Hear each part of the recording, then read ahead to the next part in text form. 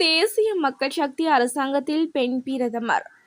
தேசிய மக்கள் சக்தி அரசாங்கத்தின் பிரதமர் ஒரு பெண்ணாக இருக்கலாம் என கட்சியின் நாடாளுமன்ற உறுப்பினர் விஜித ஹேரத் தெரிவித்தார். செப்டம்பர் 21 வெற்றி பெற்றதன் பின்னர் அரசியலமைப்பின் 47.3 சதுரத்தின் கீழ் ஜனாதிபதிக்கு வழங்கப்பட்டுள்ள அதிகாரிகளுடன் புதிய அமைச்சரவை ஒன்று நியமிக்கப்பட்டு நாடாளுமன்றம் கலைக்கப்படும் என மினுவாங்கொடையில் நடைபெற்ற கூட்டத்தில் அவர் குறிப்பிட்டார். அனுரகுமார ஜனாதிபதியாக தெரிவு செய்யப்பட்டால் தேசிய மக்கள் சக்தி எவ்வாறு அரசாங்கத்தை நடத்த முடியும் என எதிர்க்கட்சியினர் கேள்வி எழுப்பியுள்ளனர். அனுர ஜனாதிபதியின் பின்னர் கொழும்பு மாவட்டத்தின் விருப்பு வாக்கு பட்டியலில் அடுத்த இடத்திலுள்ள லக்மன் நிபுணராட்சி புதிய நாடாளுமன்ற உறுப்பினராக பதவியேற்க உள்ளமை குறிப்பிடத்தக்கது.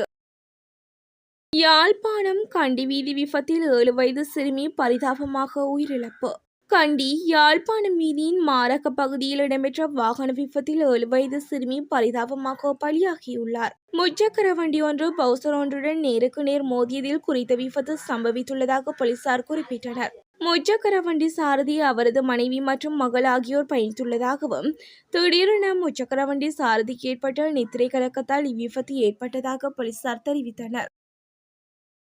ஜனாதிபதி வேட்பாளர்களுக்கு தீவிர பாதுகாப்பு.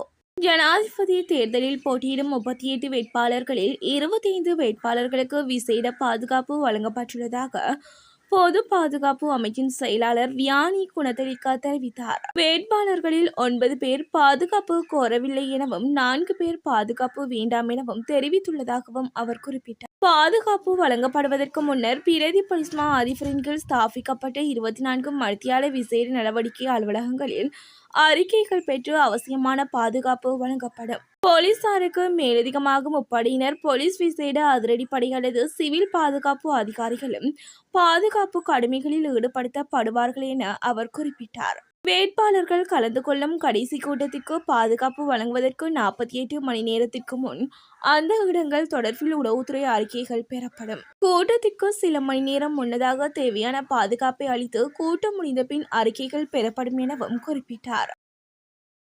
தேரர் ஒருவர் கைது. செல்லுபடியற்ற சாரதி அனுமதி பத்திரத்துடன் காரை செலுத்தி சென்ற குற்றச்சாட்டில் தேரர் ஒருவர் கைப்பற்றப்பட்டுள்ளதாக குருநாகல் போலீசார் தெரிவித்துள்ளனர். கைது செய்யப்பட்ட தேரர் கண்டியிலிருந்து குளியாப்பிட்டிய கந்தனாகேதர பிரதேசத்தில் உள்ள விகாரை ஒன்றை நோக்கி காரில் பயணித்துக் கொண்டிருக்கும் போது குருநாகல் போக்குவரத்து போலீசாரால் சோதனைக்கு உட்படுத்தப்பட்டார். இதன்போது தேரர் காலாவதியான சாரதி அனுமதி பத்திரத்தை வைத்திருந்தமை தெரியவந்ததை அடுத்து தேரர் கைது செய்யப்பட்டுள்ளார். இறுதிச் சடங்கில் பங்கேற்பதற்காக சென்ற இளைஞன் பரிதாபமாக உயிரிழப்பு. அனுராதபுரம் விஜயபுரத்திற்கு தனது சித்தியின் இறுதிச் சடங்கில் பங்கேற்பதற்காக சென்ற இளைஞர் ஒருவர் நீரில் மூழ்கி உயிரிழந்துள்ளதாக அனுராதபுரம் தலைமையக போலீசார் தெரிவித்தனர். அகங்கம பிரதேசத்திலிருந்து வந்த இளைஞர் இறுதி கிரியைகளை முடித்துவிட்டு நீராட சென்றபோது நீரில் மூழ்கி உயிரிழந்தார். அகங்கம வீதி இமத்துவ வீதியை சேர்ந்த அரும பெரும ஆராய்ச்சியாளர் சதீச மகேஷன் என்ற 24 வயதுடைய நபரை இவ்வாறு உயிரிழந்தார். இறுதி கிரியைகள் நிறைவடைந்த பின்னர் மீண்டும் அகங்கமவுக்கு சென்ற இளைஞர் மேலும் 4 பேருடன் அனுராதபுரத்தில் உள்ள பிரபல சுற்றுலா ஹோட்டலுக்கு அருகில் நீராட சென்ற போதே அனர்த்தத்தில் சிக்கியுள்ளார். இதனையடுத்து முன்னெடுக்கப்பட்ட தேடுதல் நடவடிக்கை இளைஞர் சடலமாக மீட்கப்பட்டார். தேர்தல் வாக்களிப்புக்கு பின்னர் ஊரடங்கு. தேர்தல் வாக்களிப்புக்கு பின்னர் ஊரடங்கை பிரகடனப்படுத்தும் அதிகாரம் ஜனாதிபதியிடமே உள்ளதாக அறிவிக்கப்படுகிறது. அனைத்து பாதுகாப்பு நடவடிக்கைகளும் மேற்கொள்ளப்பட்டுள்ளன. பாதுகாப்பு படையினர் தயார் நிலையில் உள்ளனர் எனவும் பொதுமக்கள் பாதுகாப்பு அமைச்சு தெரிவித்துள்ளமை குறிப்பிடத்தக்கது.